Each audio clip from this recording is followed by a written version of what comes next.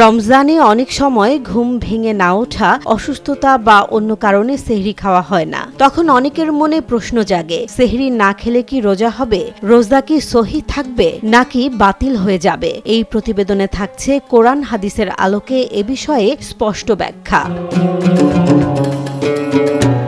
সেহরি শব্দটি আরবি সাহর বা সুহুর থেকে এসেছে, যার অর্থ রাতের শেষাংশ বা ভোর রাত। শরীয়তের পরিভাষায় সুবহে সাদিকের আগে রোজার নিয়তে যে আহার করা হয় তাকে সেহরি বলা হয়। রমজানে এই সময়টিতে মুসলিম বিশ্বে এক বিশেষ আধ্যাত্মিক পরিবেশ সৃষ্টি হয়।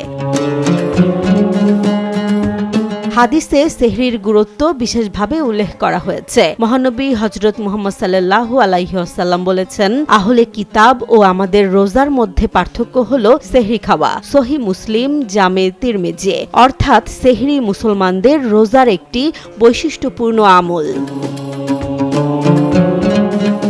আরও একটি হাদিসে এসেছে, সেহরি খাও, কেননা সেহরির মধ্যে বরকত রয়েছে।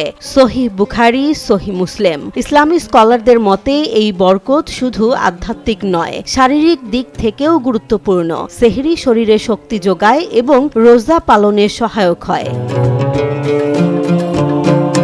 তবে গুরুত্বপূর্ণ প্রশ্ন হলো, সেহরি না খেলে কি রোজা হবে? ইসলামী শরীয়তের বিধান অনুযায়ী রোজা রাখার জন্য সেহরি খাওয়া আবশ্যক বা ফরজ নয়, এটি সুন্নত। অর্থাৎ কেউ যদি ইচ্ছাকৃত বা অনিচ্ছাকৃতভাবে সেহরি না খেতে পারেন, তবুও তার রোজা সহি হবে যদি তিনি সুবহে সাদিকের আগে রোজার নিয়ত করে থাকেন। পবিত্র কোরআনে আল্লাহ তাআলা বলেন, তোমরা পানাহার করো যতক্ষণ না রাতের অন্ধকার থেকে প্রভাতের শুভ্র রেখা স্পষ্ট হয়। সূরা বাকারা 187। এই আয়াত থেকে স্পষ্ট হয়, সুবহে সাদিকের আগ পর্যন্ত খাওয়া বৈধ, তবে তা বাধ্যতামূলক নয়। ফিকহবিদদের মতে শেষ সময়ে সেহরি খাওয়া মুস্তাহাব। এমনকি ক্ষুধা না থাকলেও এক দুটি খেজুর বা এক ঢোক পানি পান করলেও সেহরির সুন্নত আদায় হয়ে যায়। এতে সুন্নতের অনুসরণও হয়, আবার শরীরও উপকৃত হয়।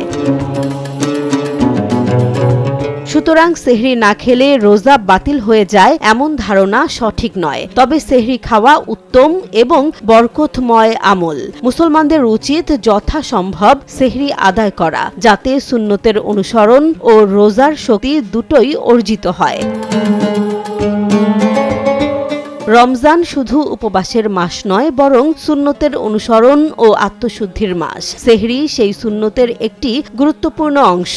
তবে কোনো কারণে সেহরি মিস হলেও হতাশ হওয়ার কিছু নেই। নিয়ত থাকলে রোজা সহি হবে। তাই সচেতন থাকুন, শরীয়তের সঠিক জ্ঞান অর্জন করুন এবং রমজানের বরকতপূর্ণ সময়কে সঠিকভাবে কাজে লাগান। জেসমিন জাহান, নিউজ ডেস্ক, জনবাণী।